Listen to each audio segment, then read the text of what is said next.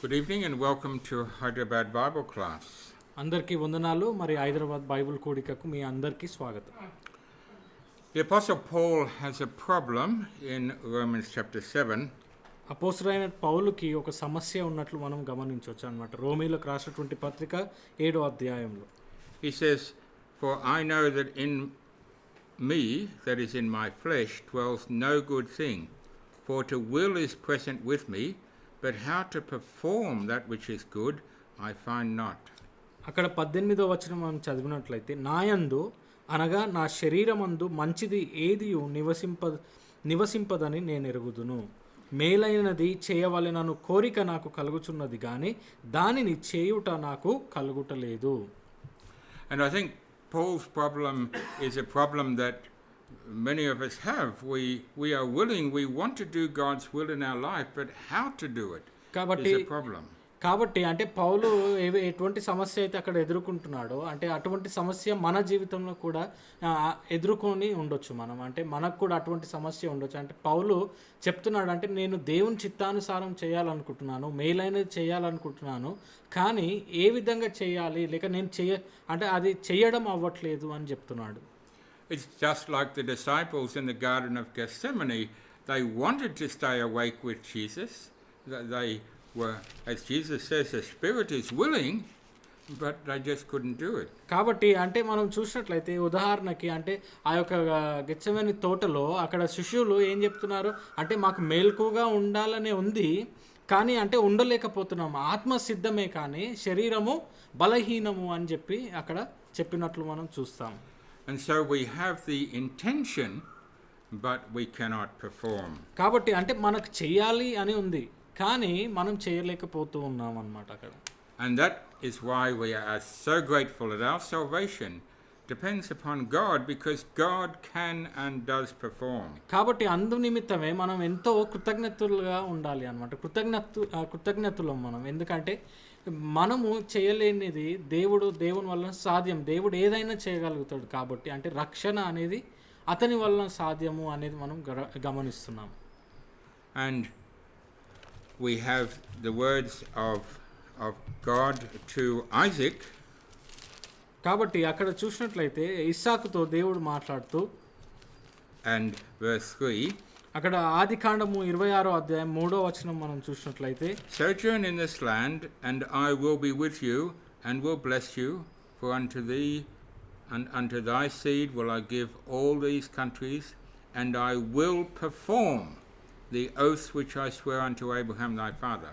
కాబట్టి అక్కడ ఏం చెప్తున్నాడంటే, దేవుడు మాట్లాడుతూ, ఈ దేశమందు పరవాసివై ఉండుము, నేను నీకు తోడై ఉండి నిన్ను ఆశీర్వదించెదను, ఏలైనగా నీకును నీ సంతానమునకు ఈ దేశములన్నీ ఇచ్చి నీ తండ్రి అయిన అబ్రహాముతో నేను చేసిన ప్రమాణమును నెరవేర్చి అని చెప్తున్నాడు. అంటే నేను చేస్తాను అని చెప్తున్నాడు. And so God both has the intention, he makes a promise, and he performs. అయితే కాబట్టి అంటే దేవుడు ఎటువంటి వాడు అంటే అతను ఒక వాగ్దానం చేస్తాడు, ఆ వాగ్దానము నెరవేరాలి అని చెప్పి ఆ యొక్క ఆలోచన కలిగి ఉన్నటువంటి వాడు, అంటే అది తప్పకుండా నెరవేర్చేటువంటి దేవుడు అని చూస్తున్నాం. Again speaking to Israel through Moses in Deuteronomy chapter 9. అంతేకాకుండా మనం ద్వితీయోపదేశ కాండము 9వ అధ్యాయం మనం చూసినట్లయితే, అంటే మోషే ద్వారా అక్కడ ఇశ్రాయేలు జనాంగంతో మాట్లాడుతూ we read verse 5. అక్కడ 5వ వచనం, "Not for thy righteousness or for the uprightness of thine heart dost thou go to possess their land, but for the wickedness of those nations that the Lord thy God doth drive out before thee, that he may perform the word which the Lord sware unto thy fathers Abraham, Isaac and Jacob." కాబట్టి అక్కడ ఏం చెప్తున్నాడు అంటే 5వ వచనంలో, నీవు వారి దేశమునకు వచ్చి దాన్ని స్వాధీనపరచుకొనుటకు నీ నీతి అయినను నీ హృదయ యథార్థత అయినను హేతువు కాదు. ఈ జనములు చెడుతనమును బట్టి యెహోవా నీ పితరులైన అబ్రహాము, ఇస్సాకు, యాకోబులతో ప్రమాణము చేసిన మాటలను స్థాపించుటకై నీ దేవుడైన యెహోవా వారిని నీ ఎదుట నుండి వెళ్ళగొట్టుచున్నాడు. And so God's intention, his will, and his word and his performance are all one. కాబట్టి అంటే దేవుని యొక్క చిత్తము అంటే అతనిలో ఉన్నటువంటి ఆ యొక్క అంటే ఇది చెయ్యాలి అనేటువంటి అది ఆ యొక్క చిత్తము, దాని తర్వాత దేవుని యొక్క మాట, దాని తర్వాత దేవుడు చేసేటువంటి నెరవేర్చేటువంటి పని ఇవన్నీ కూడా ఏకము అని మనం గమనిస్తున్నాం. That's why John sums it up at the beginning of his gospel and says that the word is God. That it's not that God is any different in his attitude, his behavior, what he does from what he says. అందుకోసమే అంటే అక్కడ మనం అందుకోసమే యోహాను అతని యొక్క సువార్తలో ఏమని చెప్పాడంటే వాక్యము దేవుడై ఉండెను అని చెప్పాడు. అంటే దాని అర్థం ఏంటి అంటే అతను ఏదైతే చెప్పువాడో అది చేయువాడు అన్నమాట. అతని మాట ఏదైతే ఉందో అటువంటి వాడే దేవుడు, మరి ఏ మాత్రము కూడా మార్పు ఉన్నటువంటి వాడు కాదు అని తెలియపరుస్తున్నాడు. And so the faithful of the Old Testament knew that it was God at work, it was God performing what needed to be done. అయితే కాబట్టి అంటే విశ్వాసులు ఎవరైతే ఉన్నారో మనం పాత నిబంధన గ్రంథంలో గమనించినట్లయితే అంటే వారు జీవితంలో వాళ్ళకి కలిగినటువంటి చాలా విషయాలన్నీ కూడా అది దేవుడే వారికి చేస్తున్నాడు, అంటే దేవుని వల్లనే ఇది సాధ్యం, దేవుడు నెరవేరుస్తున్నాడు లేక స్థాపిస్తున్నాడు అనేటువంటిది వారు తెలుసుకోగలిగారు. And so Job writes in chapter 23, అందుకోసమే యోబు రాస్తూ ఏమంటాడంటే అక్కడ 23వ అధ్యాయంలో verse 14, 23వ అధ్యాయం 14వ వచనం, for he, that is God, performs the thing that is appointed for me. అక్కడ ఏమంటున్నాడంటే నాకు విధింపబడిన దానిని ఆయన నెరవేర్చుచు అట్టి పనులను ఆయన అనేకముగా జరిగించువాడై ఉన్నాడు అని చెప్తున్నాడు. And so Job acknowledges that it is God that works, it's God that performs. He can't perform, he can't perfectly do the will of God, but God performs according to his own will. కాబట్టి అక్కడ యోబు చెప్తున్నాడు అనమాట, అంటే జరిగించువాడు లేక నెరవేర్చువాడు దేవుడే అని చెప్తున్నాడు. అంటే దేవుడు తన సమయంలో తనకు తగినటువంటి కాలంలో అన్ని జరిగించువాడు ఆయనే అని చెప్తున్నాడు తన చిత్త ప్రకారము. Now the Hebrew word for, here translated perform, is an interesting one because it usually is used to bring to an end, to complete. Even it's used about death, that brings an end to life. అయితే కాబట్టి మనము ఆ యొక్క అంటే జరిగించువాడై ఉన్నాడు లేక నెరవేర్చువాడు అనేటువంటి ఈ మాట ఏదైతే ఉందో అంటే కలగజేయువాడు అంటే ఇన్ని అర్థాలు ఇచ్చేటువంటి మూల భాషలో అది అంటే ఒక అంతానికి తీసుకురావడం అనమాట, అంటే ఒక ముగింపుకి తీసుకురావడము అనేటువంటి అర్థం ఇచ్చే పదం వాడారు. So when he says that God performs the thing that is appointed for him, it means not just that God is working, but he'll finish the work. God completes the work that he has appointed for Job. కాబట్టి అక్కడ యోబు ఏమంటున్నాడంటే నాకు విధించిన దానిని ఆయన నెరవేర్చును అని చెప్తున్నాడు. అంటే దాని అర్థం ఏంది, అతని జీవితంలో ఏమైతే జరగాలో అది కేవలం దేవుడు చేయువాడు, కేవలం చేయడమే ఆరంభించేవాడు కాదు, కానీ ఆ జరిగించేదాన్ని ఆ నెరవేర్చేదాన్ని పూర్తిగా ముగించేవాడు కూడా దేవుడే అని చెప్తున్నాడు. In the New Testament, the word perform in the Common English Version is translated from a variety of Greek words, but there is a word which is the same idea as this we find in Job. అయితే కాబట్టి కృత నిబంధన గ్రంథంలో కూడా అంటే ఇటువంటి మాటలు అంటే దేవుడు జరిగించువాడు లేక కార్యసిద్ధి కలగజేయవాడు లేక అంటే ఇటువంటి నెరవేర్చువాడు అనేటువంటివి ఈ పదాలు ఎన్నో రకమైనటువంటి పదాల నుంచి మూల భాషల నుంచి తర్జుమా చేయబడ్డాయి. కానీ యోబులో ఉన్నటువంటి ఆ మాట అదే అర్థాన్ని ఇచ్చేటువంటి మాట కొత్త నిబంధన గ్రంథంలో కూడా ఒక సందర్భంలో ఉంది. We find it in Philippians chapter 1. అది మనము ఫిలిప్పీలకు రాసినటువంటి పత్రిక 1వ అధ్యాయంలో మనం చూడొచ్చు. Verse 6.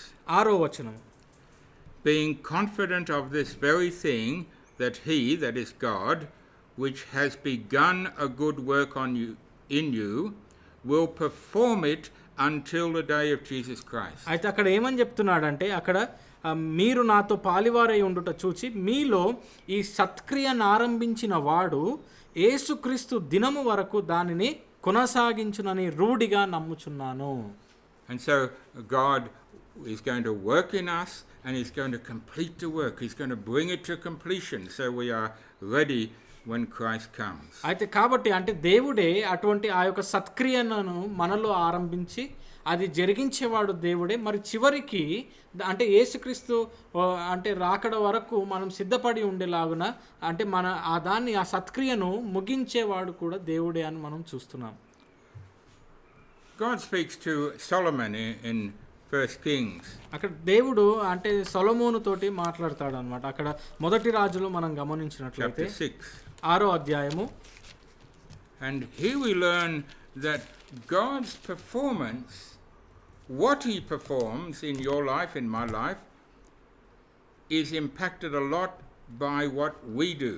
అయితే కాబట్టి అంటే ఇక్కడ మనం ఏం గమనిస్తామంటే ఆ యొక్క అధ్యాయంలో దేవుడు మన జీవితంలో ఏదైతే జరిగిస్తున్నాడో, లేక ఏదైతే కలగజేస్తున్నాడో, లేక ఏదైతే నెరవేరుస్తున్నాడో, ఇవన్నీ కూడా అది దేని మీద ఆధారపడి ఉందంటే మనము చేసేటువంటి పనుల మీద, లేక మనం ఎట్టివారమో దాని మీద ఆధారపడి దేవుడు చేస్తున్నాడు అని మనం చూస్తున్నాం. 1 Kings chapter 6 verses 11 and 12. అక్కడ 6వ అధ్యాయం, మొదటి రాజుల 6వ అధ్యాయము 11, 12 వచనాలు. The word of the Lord came to Solomon saying, concerning this house which thou art in building, if thou wilt walk in my statutes and execute my judgments and keep all my commandments to walk in them, then will I perform my word with thee which I spake to David thy father. కాబట్టి అక్కడ ఏం చెప్తున్నాడంటే, అంతలో యెహోవా వాక్కు సొలొమోనుకు ప్రత్యక్షమై ఈలాగు సెలవిచ్చెను, ఈ మందిరమును నీవు కట్టించుచున్నావే, నీవు నా కట్టడలను న్యాయ విధులను అనుసరించి నడుచుకొనుచు నేను నియమించిన ఆజ్ఞలన్నిటినీ గైకొనిన ఎడల నీ తండ్రి అయిన దావీదుతో నేను చేసిన వాగ్దానమును నీ పక్షముగా స్థిరపరచెదను అని చెప్పాడు. God will be faithful to his promises. God will fulfill all his promises. But whether they are fulfilled in your life, my life, will depend on our attitude. కాబట్టి అంటే దేవుడు ఒక వాగ్దానం చేశాడు కాబట్టి దేవుడు నమ్మదగినటువంటి వాడు కాబట్టి అది ఏ విధంగా అయినా నెరవేరుస్తాడు, ఆ వాగ్దానాన్ని స్థిరపరుస్తాడు. కానీ ఇక్కడ ప్రశ్న ఏంటి అంటే, గమనించవలసినటువంటి విషయం ఏంటి అంటే, మరి మన జీవితంలో లేక నీ జీవితంలో నా జీవితంలో దేవుడు చేసినటువంటి ఆ యొక్క వాగ్దానము అది స్థిరపరచబడుతుందా, మన జీవితంలో నెరవేరుతుందా అని గమనించాలి. He highlights this for Israel through Jeremiah chapter 11. మరి దేవుడు అంటే ఇశ్రాయేలులకు కూడా ఇదే విషయము అంటే చాలా ప్రాముఖ్యమైందిగా అనేసి ఇర్మియా ద్వారా వారికి తెలియపరిచినట్లు చూస్తాం. We read Jeremiah 11 verses 4 and 5. అక్కడ ఇర్మియా 11వ అధ్యాయము 4-5 వచనాలు. Maybe 3 for context. And say thou unto them, thus saith the Lord God of Israel, cursed be the man that obeys not the words of this covenant, which I commanded your fathers in the day that I brought them forth out of the land of Egypt, from the iron furnace, saying, obey my voice, and do them according to all the words which I command you, to be my people, and I will be your God, that I may perform the oath which I have sworn unto your fathers. కాబట్టి అక్కడ 3వ వచనం నుంచి మనం చూసినట్లయితే ఏ సందర్భంలో మాట్లాడాడు దేవుడని, అక్కడ ఇశ్రాయేలు దేవుడైన యెహోవా సెలవిచ్చినదేమనగా, ఈ నిబంధన వాక్యములను విననుల్లని వాడు శాపగ్రస్తుడగును. ఐగుప్తు దేశములో నుండి ఆ ఇనుప కొలిమిలో నుండి నేను మీ పితరులను రప్పించిన దినమున నేను ఈ ఆజ్ఞ ఇచ్చితిని, నేను అన్నట్టుగా పాలు తేనెలు ప్రవహించు దేశమును మీ పితరులకు ఇచ్చేదనని వారితో నేను చేసిన ప్రమాణమును నేను నెరవేర్చినట్లు మీరు నా వాక్యము విని నేను మీకు ఆజ్ఞాపించు విధులన్నిటిని బట్టి ఈ నిబంధన వాక్యములను అనుసరించిన ఎడల మీరు నాకు జనులై ఉందురని నేను మీకు దేవుడై ఉందును. అందుకు యెహోవా ఆ ప్రకారము జరుగునుగాక అని నేనింటిని అని చెప్తున్నాడు. And so God, yes, will be faithful to his promises, but whether those people are going to share in those promises, whether God is going to perform that in their life, is dependent upon them. కాబట్టి అంటే దేవుడు అక్కడ నమ్మదగిన వాడు, అతను అంటే చేసినటువంటి నిబంధన వాక్యంలో నెరవేర్చువాడు. మరి ఇక్కడ గమనించవలసింది ఏంటంటే, మరి మన యొక్క జీవితంలో మరి ఆ యొక్క వాగ్దానాలకి మనం వారసులం అవుతున్నామా, మన జీవితంలో కూడా అవి నెరవేరబడుతున్నాయా లేదా అని మనం గమనించాలి. Sometimes we talk about the providence of God in our lives, what God provides for us.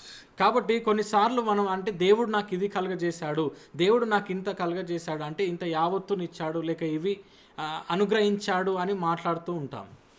But eternally, what God provides for us will depend very much on us so that we can change providence. కాబట్టి ఇప్పుడు కాదు, కానీ అంటే మనం నిత్యము దేవుడు మనకు అనుగ్రహించేది అంటే ఏదైతే అనుగ్రహించాలో, లేక దేవుడు మనకు ఏదైతే నిత్యం ఉండడానికి కలగజేయాలో అది మాత్రము మన మీద ఆధారపడి ఉంది అని మనం గమనించాలి. The providence of God, what God provides, is not a random thing. It is very much affected by what we decide is going to be our relationship with God and His Word. కాబట్టి దేవుడు మనకేం కలుగజేస్తాడు, మన జీవితంలో ఏం జరిగిస్తాడు అనేటువంటి విషయము అంటే అది చాలా వరకు దేని మీద ఆధారపడి ఉందంటే మన ప్రవర్తన ఏ విధంగా అయితే ఉందో దేవుని పట్ల, లేక మన యొక్క సంబంధము దేవుని పట్ల ఏ విధంగా ఉంది అనేటువంటి విషయం మీద ఆధారపడి ఉంది అని మనం గమనించాలి. David was one who had the intention. He wanted to do the will of God, but we know he made some big mistakes because the flesh was weak. కాబట్టి అంటే దావీదు కూడా ఎంతో అంటే చాలా గొప్ప వ్యక్తి. అతను దేవుని చిత్తము తప్పకుండా దేవుని చిత్తమే చేయాలి, మేలైనదే మంచిదే చేయాలి అని ఎంతో ప్రయాసపడినటువంటి వాడు. అయినప్పటికీ కూడా ఎన్నో అతని వలన కూడా పెద్ద తప్పులు జరిగిపోయాయి అని చూస్తాం. ఎందుకు?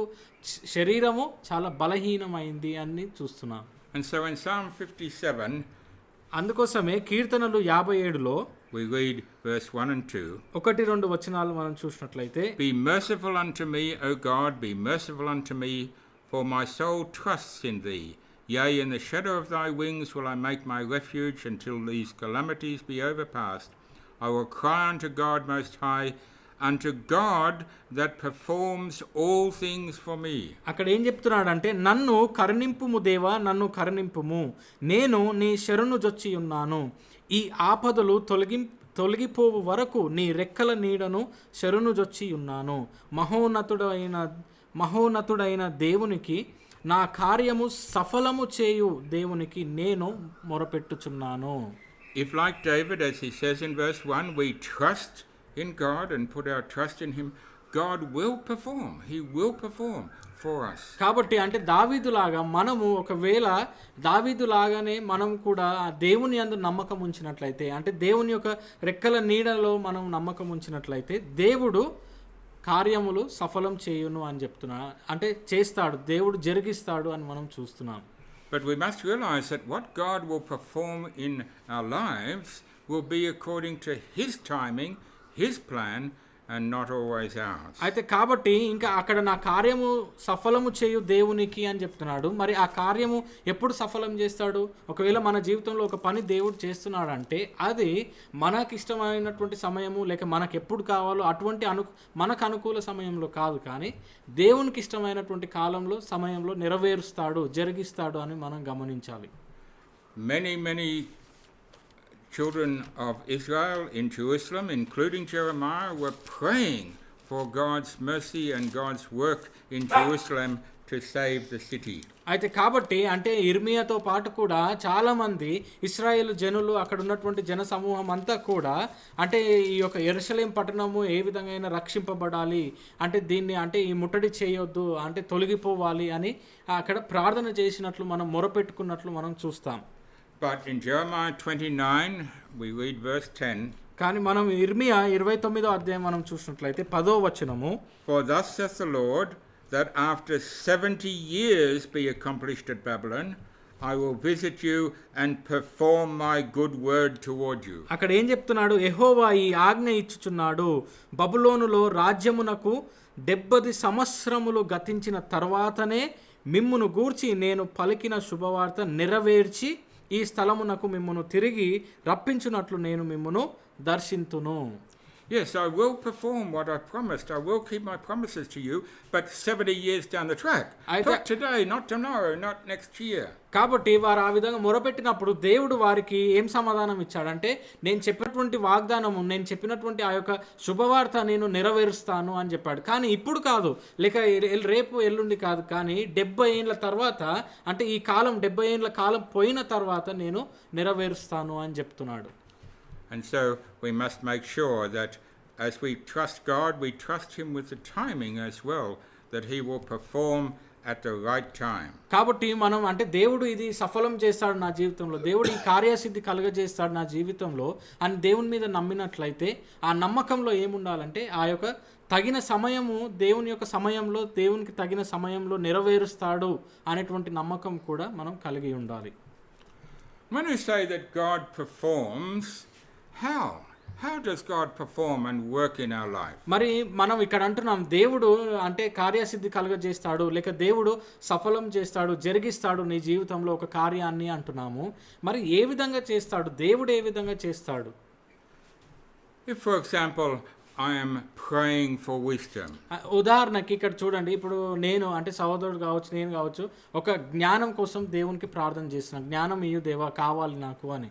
He's not going to do brain surgery and just open up my skull and plonk in 500 grams of wisdom. లేదా అంటే దేవుడు ఇంకా అడిగిండ్రు కదా అని చెప్పేసి మన యొక్క బుర్రను బద్దలు కొట్టేసి మన యొక్క మెదడులో ఒక 50 గ్రాముల తెలివిని పెడతాడా లేక జ్ఞానాన్ని పెడతాడా? He's given me His word. ఏమిచ్చాడు దేవుడు మనకు? అతని యొక్క వాక్యం ఇచ్చాడు. He's given me many ways in which I can apply that word to learn wisdom. కాబట్టి అంటే అతని యొక్క వాక్యాన్ని అతని యొక్క సిద్ధాంతాలను మనకిచ్చాడు. అవి పాటించడం ద్వారా మన యొక్క జ్ఞానాన్ని మనం పెంచుకోవచ్చు. అంటే అవి జ్ఞానమైనటువంటి పద్ధతులు అవి చేయడం ద్వారా మనలో జ్ఞానం పెరుగుతుంది అనేటువంటి మార్గాలు దేవుడు మనకు ఇచ్చాడు. Likewise, I pray almost daily for patience. కాబట్టి అంటే సహోదరుడు చెప్తున్నారు అంటే నేను ప్రతిదినం అంటే దాదాపుగా ప్రతిరోజు నేను నాకు ఓర్పునియ్యు దేవా అని నేను ప్రార్థన చేస్తాను అని చెప్తున్నాడు. Again, God is not just going to magically insert half a kilo of patience inside me. కాబట్టి అంటే ఆ విధంగా చేశాడు కదా ఈ సహోదరుడు అని చెప్పేసి దేవుడు అంటే ఇతను ఓపిక కోసం ప్రార్థన చేశాడు అని చెప్పి ఏదో ఒక చికిత్సలాగా ఏదో చేసేసి మనలో ఆ యొక్క ఓపికను పెడతాడా? He's going to send me people who irritate me, who try me, who test my patience. అప్పుడు దేవుడు ఏం చేస్తాడు? So that I can learn patience. అయితే దేవా నాకు ఓపికను నేర్పించు, నాకు ఓపికను దయచేయి అని మనం ప్రార్థన చేసినప్పుడు దేవుడు ఏం చేస్తాడు? ఆ ఓపికను ఏ విధంగా నేర్చుకోవాలో అటువంటి పరిస్థితుల్లో మనం పెడతాడు. అంటే మనల్ని సతాయించే వాళ్ళని, మనల్ని ఇబ్బంది పెట్టే వాళ్ళని, మనల్ని శ్రమ పెట్టే వారిని మన జీవితంలో వేస్తాడు. వాటి నుంచి అటువంటి పరిస్థితుల్లో కూడా ఓపికగా ఉండడం మనం నేర్చుకుంటాం. And so God most often works through people as His instruments for working in our lives. కాబట్టి దేవుడు ఈ విధంగా మనుషుల ద్వారా అంటే కొంతమంది వ్యక్తులను మనుషులని అంటే తన వస్తువులలాగా వాడుకొని మన జీవితంలో ఒక కార్యాన్ని చేయాలనుకుంటే ఆ కార్యాన్ని జరిగిస్తాడు. So we see, for example, in Isaiah 44. కాబట్టి ఉదాహరణకి మనము యెషయా 44వ అధ్యాయం మనం చూసినట్లయితే and the last verse, verse 28. అక్కడ 28వ వచనము, that saith of Cyrus, he is my shepherd and shall perform all my pleasure. అక్కడ కొరేషుతో అంటున్నాడు అనమాట. అంటే కొరేషుతో నా మంద కాపరి నా చిత్తమంతయు నెరవేర్చువాడా అని చెప్పువాడను నేనే అని చెప్పాడు. And so again, God could have rebuilt Jerusalem, boom, just 1 second and it's there. But no, He used Cyrus to give a decree. He used Zerubbabel and Ezra and Nehemiah. He used people to perform in the purpose that He had. కాబట్టి అక్కడ కొరేషు ద్వారా నేను ఈ యొక్క చిత్తాన్ని నెరవేరుస్తా అంటున్నాడు. అది ఏంటి? ఏ చిత్తం అది? యెరూషలేము తిరిగి కట్టడము, యెరూషలేము ఉన్నటువంటి ప్రాకారాలు కానీ ఇవన్నీ కానీ పునాదులన్నీ కానీ తిరిగి వేయడము. అది ఎవరి ద్వారా చేస్తాడు? ఎవరి ద్వారా కలగజేస్తాను అంటున్నాడు, నెరవేరుస్తా అంటున్నాడు. ఇప్పుడు జెరుబాబేలు కానీ అక్కడ ఉన్నటువంటి అధికారుల ద్వారా, ఆ కాలంలో వచ్చేటువంటి అధికారులు వీరందరి ద్వారా అది నేను వారి ద్వారా నెరవేరుస్తాను అని చెప్తున్నాడు. And so I can hear you saying, well, I want to be an instrument. I want to be one of God's instruments performing God's will. కాబట్టి అప్పుడు మనం అనుకోవచ్చు ఇదేదో బాగుంది కదా, అంటే దేవుని యొక్క పని దేవుడు మనల్ని ఉపయోగించి ఇతరుల జీవితంలో పని చేస్తే బాగుంటుంది కదా, మరి దేవుని చేతిలో ఒక వస్తువుగా నేను ఉంటాను, నాకు దేవుని చేతిలో అతని యొక్క పని జరిగించేవాడుగా అతని చిత్తం నెరవేర్చేవాడుగా ఉండాలని ఉంది అని అనుకుంటాము. There's a key thing that's required if we are to be an instrument performing his will. మరి అతని అంటే దేవుని యొక్క చిత్తాన్ని నెరవేర్చి ఒక వస్తువుగా మనం లేక ఒక వ్యక్తిగా మనం ఉండాలి అనుకుంటే మరి అందులో ఆ పాత్రను పోషించడానికి కూడా చాలా ముఖ్యమైనటువంటి విషయం మనం గమనించాలి. We see in Romans chapter 6 అక్కడ రోమీలకు రాసినటువంటి పత్రిక 6వ అధ్యాయము and verse 13, అక్కడ 13వ వచనం మనం గమనిస్తాం. neither yield ye your members instruments of unrighteousness unto sin, but yield yourselves unto God. అయితే కాబట్టి అక్కడ ఏం చెప్తున్నాడంటే మరియు మీ అవయవములను దుర్నీతి సాధనములుగా పాపమునకు అప్పగింపకుడి, అయితే మృతులలో నుండి సజీవులమనుకొని మిమ్మును మీరే దేవునికి అప్పగించుకొనుడి, మీ అవయవములను నీతి సాధనములుగా దేవునికి అప్పగించుడి అని చెప్తున్నాడు. He says, yield your members, yield yourself as instruments of God, God's instruments to do and perform the work of God. అయితే కాబట్టి అక్కడ ఏం చెప్తున్నాడు, మిమ్మును మీరే దేవునికి అప్పగించుకొనుడి, ఏ విధంగా అంటే నీతి సాధనములుగా దేవునికి అప్పగించుకొనుడి అని చెప్తున్నాడు. ఎందుకు ఒక సాధనముగా నువ్వు దేవునికి అప్పగించుకోవాలి, ఎందుకు దేవుని యొక్క చిత్తం నెరవేర్చడానికి. Well, what does this mean to yield? కాబట్టి అంటే ఇక్కడ ఏంటి అర్థం ఏంటి, మిమ్మును మీరే దేవునికి అప్పగించుకొనుడి అనేటువంటి మాట ఉంది అక్కడ. The Greek here is parastima, which means to lay down alongside. అయితే కాబట్టి అంటే ఈ మూల భాషలో మనం చూసినట్లయితే దాని అర్థం ఏంటి అంటే ఈ వెడల్పుగా పడుకోవడం అన్నమాట. అంటే మనం ఒక పక్కన వెడల్పుగా పడుకోవడం. And so we are not making our lives parallel with sin, but parallel with God. అయితే కాబట్టి అంటే వెడల్పుగా పడుకోవడం అనేది ఏంటి, దేనితోటి వెడల్పు అంటే సమానంగా పడుకోవాలి అంటే అక్కడ దేవుని యొక్క విషయాలతో పాటు అంటే ఆ విధంగా ఉండాలి, అంటే పాపంతో జతగా కాదు కానీ దేవుని యొక్క విషయాలతోటి జతగా ఉండాలి అని చెప్తున్నాను. The same word is used in Romans chapter 12 and verse 1. అదే మాట రోమీలకు రాసినటువంటి పత్రిక 12వ అధ్యాయం 1వ వచనంలో కూడా ఆ పదం వాడబడినట్లు మనం చూడొచ్చు. I beseech you therefore, brethren, by the mercies of God, that ye present or yield, parastima, your bodies a living sacrifice. కాబట్టి అక్కడ ఏం చెప్తున్నాడు, కాబట్టి సహోదరులారా పరిశుద్ధమును దేవునికి అనుకూలమైన సజీవ యాగముగా మీ శరీరములను ఆయనకు సమర్పించుకొనుడి, అంటే సమర్పించుకొనుడి ఏంటి, అప్పగించుకొనుడి దేవునికి అని చూస్తున్నాం. And so it is that we have to make a sacrifice. If we are going to parallel ourselves with God's will, yield ourselves totally to Him, we have to sacrifice what we want. కాబట్టి మనం మన జీవితాన్ని మన దేవుని యొక్క చిత్తానికి అప్పగించుకోవాలి అంటే లేక దేవుని యొక్క చిత్తానికి మనము సమర్పించుకోవాలి అంటే మనం ఏం చేయాలంటే మీరు సజీవ యాగముగా మీ శరీరములు సమర్పించుకో, అంటే అక్కడ త్యాగం చేయాలి మనం. And this is not easy. Paul says in 2 Timothy chapter 2, this is something you have to work hard at. కాబట్టి అంటే అది సులువైనటువంటి విషయం కాదు అని చెప్తున్నాడు పౌలు. అక్కడ 2 తిమోతికి రాసినటువంటి పత్రికలో చెప్తూ ఏమంటున్నాడు అంటే చాలా ప్రయాసపడాలి దానికోసము, అంటే మిమ్మల్ని మీరు సమర్పించుకొని ఎన్నో త్యాగాలు చేయాలంటే ప్రయాసపడాలి అని చెప్తున్నాడు. The King James Version is particularly poor in its translation of this in 2 Timothy 2. ఇక్కడ 2 తిమోతి 2వ అధ్యాయం మనం చూసినట్లయితే అక్కడ చూసే మాట అంటే తర్జుమా చేయబడ్డటువంటి విధానం, ఆంగ్ల భాషలో తర్జుమా చేయబడినటువంటి విధానం కొంచెం బలహీనంగా ఉన్నట్లు చూస్తాం. Verse 15, అక్కడ 15వ వచనము, study to show yourself approved unto God. The word study there, give diligence, work hard at it. కాబట్టి అక్కడ 15వ వచనం మనం గమనించినట్లయితే ఏమంటున్నాడు, study to show yourself approved unto God. That actually again is give diligence to parastima yourself, yield yourself. అక్కడ ఏం చెప్తున్నాడంటే దేవుని ఎదుట యోగ్యునిగా నువ్వు ఎంచబడ్డానికి నిన్ను నీవే దేవునికి కనుపర్చుటకు జాగ్రత్త పడుము అని చెప్తున్నాడు. అక్కడ కనుపర్చుకొనుటకు అనేది అయితే చెప్పబడిందో దాని అర్థం ఏంటంటే నిన్ను నువ్వు అప్పగించుకో, అంటే నిన్ను నువ్వు సమర్పించుకో అని చెప్తున్నాము. So he's saying the correct way to work with this word, for he goes on to say rightly handling the word of truth. Right? What's the purpose of the word of truth? The purpose of this word of truth is to ultimately to bring you to totally yield yourself, totally submit yourself Ak- to the will of God. అయితే అక్కడ ఏం చెప్తున్నాడు అంటే దేని నిమిత్తం అంట సత్యవాక్యమును సరిగా ఉపదేశించువానిగా అని చెప్తున్నాడు. అంటే దాని అర్థం ఏంటి?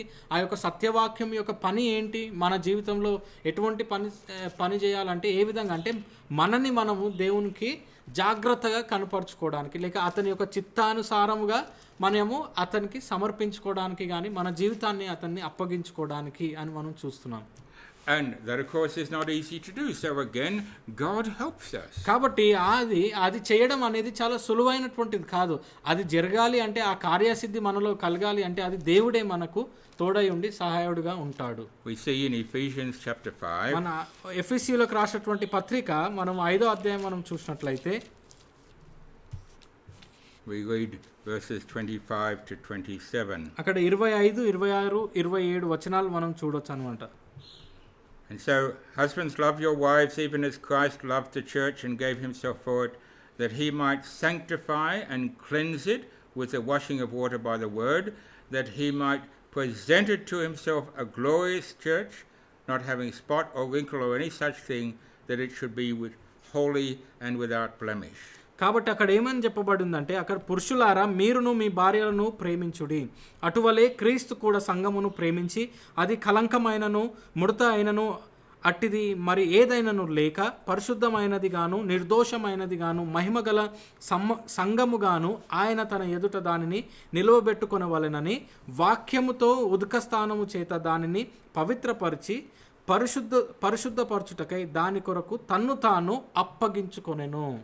And so he's saying that God will do this through Christ, that through the love of Christ, through the word that God has provided that is available to us, we are sanctified, we are washed, we are yielded a glorious church, we are made ready to do the will of God. అయితే కాబట్టి ఎటువంటి కలంకము ఎటువంటి ముడత మన జీవితంలో లేకుండా అక్కడ వాక్యము చేత ఉదక స్నానం చేసి మనను పవిత్రపరిచి అంటే క్రీస్తు ద్వారా ఇవన్నీ కూడా జరిపిస్తాడు. ఇంకా దేనికి? ఒక మహిమగల సంఘంగా అతని ఎదుట మనం నిలబడ్డానికి, మనని ఒక మహిమగల సంఘంగా అతనికి అప్పగించుకోవడానికి దేవుడు కార్యసిద్ధి కలుగజేస్తాడు అని చెప్పబడి ఉంది.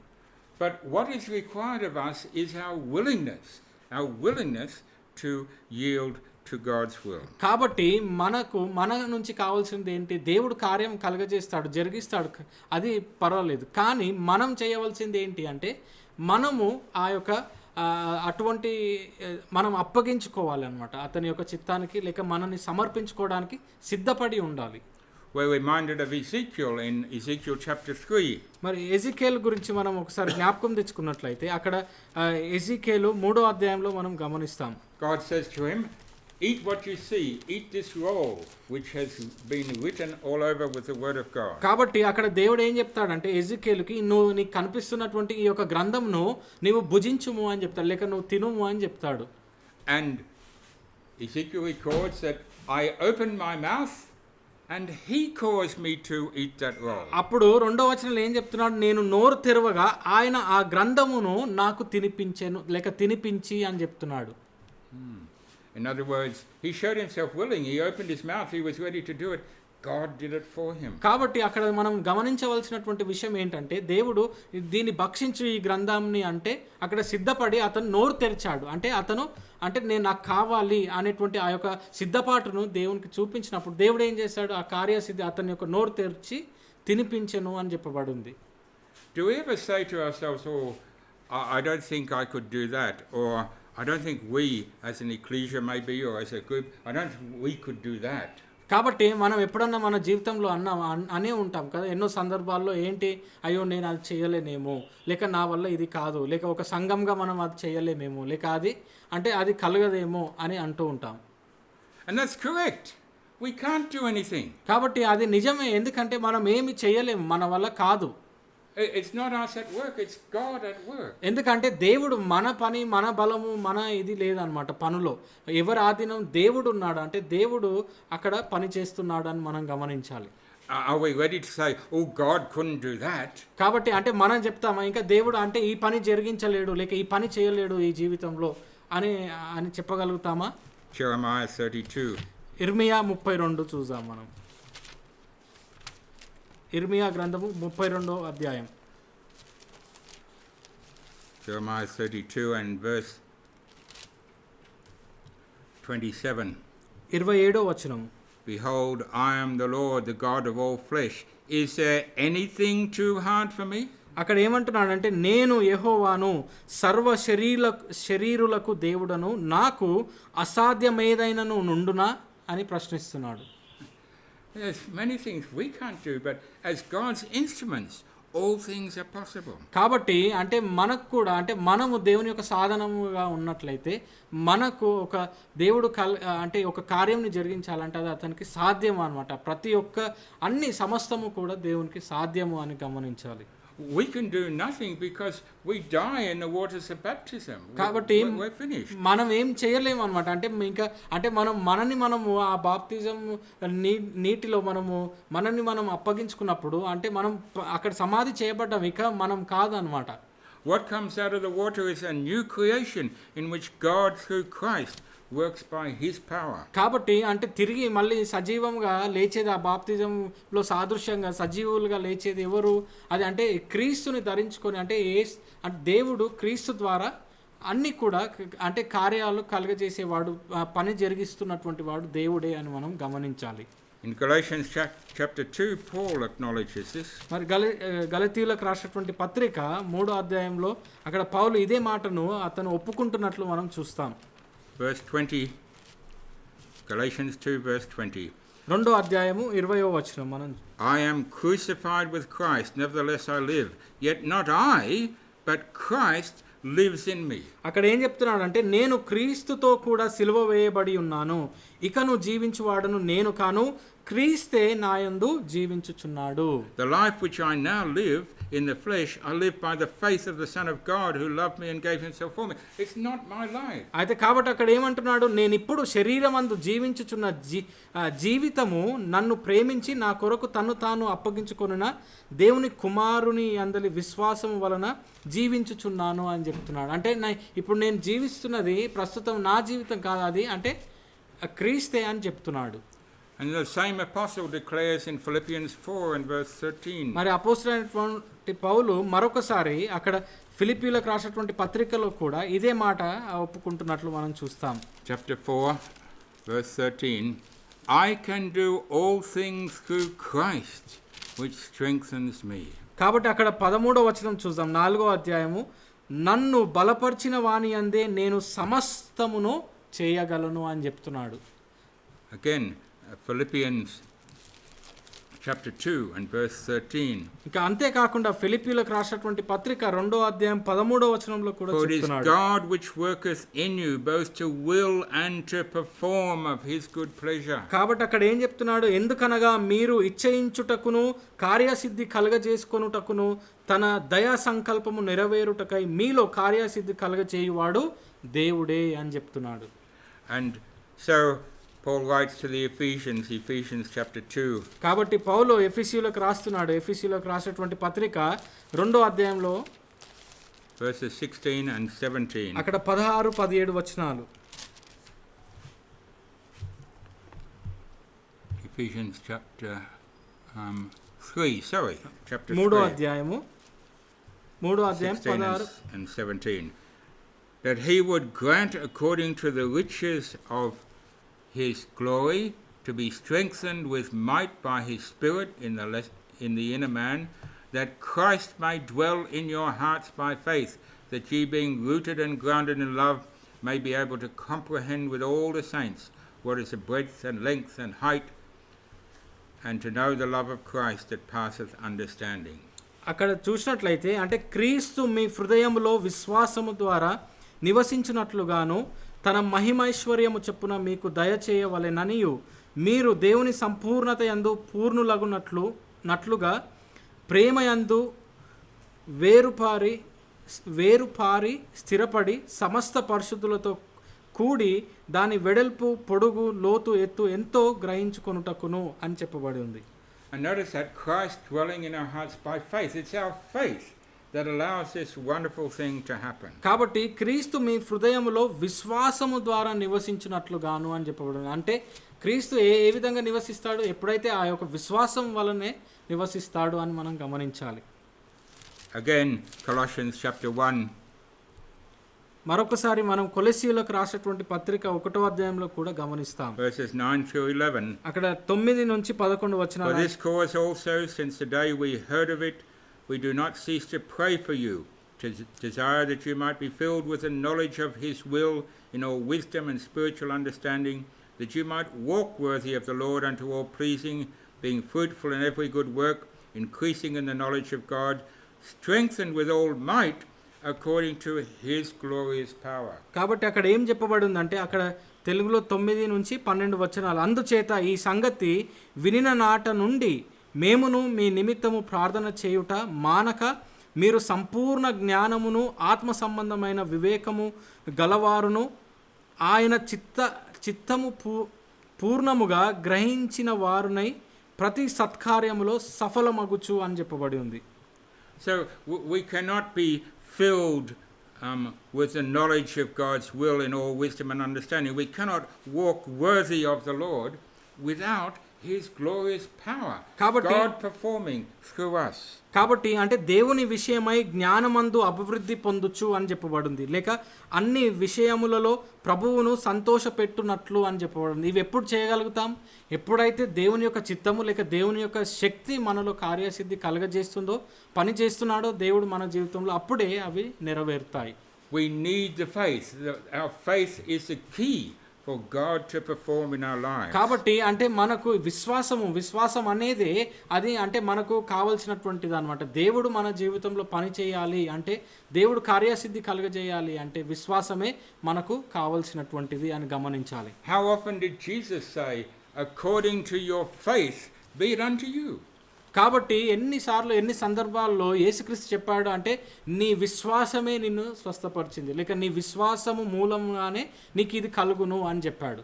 God will work in your life according to your measure of faith. అయితే కాబట్టి అంటే దేవుడు నీ యొక్క జీవితంలో, నా జీవితంలో పని చేస్తాడు. ఎప్పుడు అంటే దేన్ని బట్టి పనిచేస్తాడు? అతని మీద మనకున్నటువంటి విశ్వాసం బట్టి, ఎంత విశ్వాసము ఎంత నమ్మకము అతని మీద ఉంది అన్న దాన్ని బట్టి దేవుడు మన జీవితంలో పనిచేస్తాడు. And so when that healing took place, Jesus said, your faith has made you whole. It's faith that's the key to allow God to work. కాబట్టి అంటే ఒక సందర్భంలో యేసుక్రీస్తు స్వస్థపరిచినప్పుడు ఏమన్నాడు?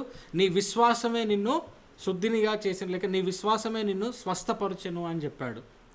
It's a complete trust that comes from really knowing God. కాబట్టి అంటే అది ఏ విధంగా కలుగుతుందంటే, దేవుణ్ణి తెలుసుకొని నిజమైనటువంటి నమ్మకం వల్లనే ఆ యొక్క విశ్వాసం అనేది మనకు వస్తుంది. As we know, Romans 10:17 says, faith comes from hearing the word of God. కాబట్టి hearing and knowing about our Creator. కాబట్టి అంటే మనకు తెలిసి ఈ యొక్క మాట రోమీలకు రాసినటువంటి పత్రిక 10వ అధ్యాయం 17వ వచనంలో, అంటే ఈ యొక్క విశ్వాసం అనేది వినుట వలనే కలుగును అని చెప్తాయి. అంటే దేవుని గురించి, మన సృష్టికర్త గురించి వినుట వలనే విశ్వాసము కలుగును అని మనం చూస్తున్నాం. So ultimately we can fully trust him and know that indeed he will work in our life and use us as instruments to do his will in the lives of others. కాబట్టి అంటే ఇక్కడ చివరికి మనం చూసేది ఏంది? దేవుడు నమ్మదగిన వాడు, అతన్ని మనం నమ్మొచ్చు, అతని మీద విశ్వాసం ఉంచొచ్చు అన్నమాట. అతను అప్పుడు మనల్ని అతని యొక్క సాధనములుగా, అతని యొక్క చిత్తం నెరవేర్చుటకు మనల్ని వాడుకుంటాడు అని మనం చూడొచ్చు. Don't question God. Don't say why, how's this going to work? God will perform. కాబట్టి అంటే దేవునికి మనము ప్రశ్నించొద్దు, అంటే లేక పరీక్షించడం కానీ శోధించడం కానీ చేయొద్దు అనమాట. అంటే అది దేవుడు కలగజేస్తాడు, దేవుడు అది జరిగిస్తాడు, అది దేవుడు కాబట్టి అది తప్పకుండా నెరవేరుస్తాడు అని మనం గమనించాలి. That's why we have Abraham as our huge great example in Romans chapter 4. కాబట్టి అందుకోసమే మనకు రోమీలకు రాసినటువంటి పత్రిక 4వ అధ్యాయంలో అబ్రహాంని ఒక గొప్ప ఉదాహరణగా మనకు అంటే ఇచ్చినట్లు మనం చూస్తున్నాం. Verses 20 and 21. అక్కడ 20 ఇంకా 21 వచనాలు. Abraham staggered not at the promise of God through unbelief, but was strong in faith, giving glory to God, being fully persuaded that what God had promised God was also able to perform. కాబట్టి అక్కడ ఏం చెప్తున్నాడు 21వ వచనంలో, అవిశ్వాసము వలన దేవుని వాగ్దానమును గూర్చి సందేహింపక దేవుని మహిమపరిచి ఆయన వాగ్దానము చేసిన దాన్ని నెరవేర్చుటకు సమర్థుడని రూఢిగా విశ్వసించి విశ్వాసము వలన బలము నొందెను. And so, as one of our English hymns says, that we smile at the storm. With Christ in the vessel, our God will perform. అయితే కాబట్టి అంటే మనకు ఒక పాట చెప్పినటువంటి విధంగా ఆంగ్ల భాషలో ఒక పాట ఉందన్నమాట. అంటే ఏంటి, మనం ఆ యొక్క తుఫాను గాలి వానలు చూసి నేను నవ్వుతాను, సంతోషపడతాను, ఎందుకంటే నా యొక్క ఓడలో క్రీస్తు ఉన్నాడు. క్రీస్తు దాన్ని అంటే దేవుడు క్రీస్తు ద్వారా ఆ యొక్క అలలని కానీ పెద్ద గాలిని కానీ అణిచివేస్తాడు అనేటువంటి ఒక పాట ఉన్నట్లు మనం చూస్తున్నాం. And we know that as God's instruments, we labor, we sow, we water, but God performs. God gives the increase. అయితే కాబట్టి మనం దేవుని యొక్క సాధనములు కావచ్చు. అంటే మనం ఎంతో ప్రయాసపడి పని చేస్తాము, విత్తు నాటుతాం, అంటే విత్తుని భూమిలో నాటుతాం, నీళ్లు పోస్తాము, అన్ని చేస్తాము, కానీ దాన్ని అభివృద్ధి పరిచేవాడు, దాన్ని పెరిగించేవాడు ఎవరు? దేవుడే అని మనం గమనించాలి. So let us never say, oh, I can't do that, because you're right. You can do nothing, but God can do all things if an instrument is laid before him. అయితే కాబట్టి మనం దేవుని యొక్క సాధనముగా మనం ఉన్నప్పుడు అవ్వాలి అనుకుంటున్నప్పుడు అంటే నేను అది నా వల్ల కాదేమో, నేను చేయలేనేమో అని అనొద్దు అనమాట. అంటే నిజమే అది చేయలేము, కానీ నువ్వు దేవుని యొక్క సాధనం కాబట్టి అన్ని కూడా జరిగించేవాడు ఎవరు? దేవుడు. దేవునికి సాధ్యము అని మనం గమనించాలి. And so let us finish where we began in the beautiful words of Psalm 57. కాబట్టి మనం ఎక్కడైతే ఆరంభించుకున్నామో అంటే అటువంటి ఆ మంచి మాటలు మనం చదువుకొని ముగించుకుందాం. అక్కడ కీర్తనలు 57.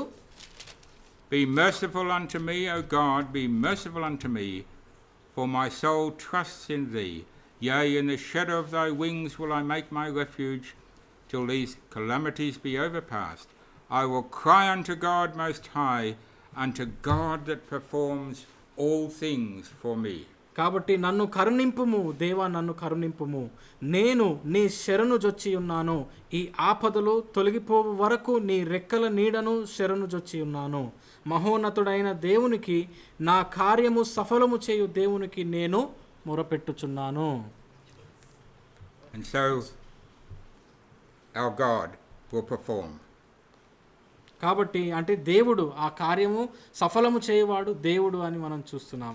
In the world at large, కాబట్టి అంటే ఈ యొక్క లోకంలో, ఇంత పెద్ద విస్తారమైనటువంటి లోకంలో, in our communities, ఇంకా అంతే కాకుండా మన యొక్క సమాజంలో, మన యొక్క సంఘంలో, in our families, ఇంకా అంతే కాకుండా మన యొక్క కుటుంబాలలో, but most especially in the brother, the sister, anyone who lays himself down, yields himself completely to the will of God. మరి ముఖ్యంగా ఎవరైతే దేవుని యొక్క చిత్తానికి దేవునితో పాటు ఒక సంబంధులుగా సరిసమానంగా తమ జీవితాన్ని అప్పగించుకున్నటువంటి వారైతే, సమర్పించుకున్నటువంటి వారైతే, వారి జీవితంలో పని చేయువాడు, సఫలము చేయువాడు దేవుడే. Thank you. వందనాలు.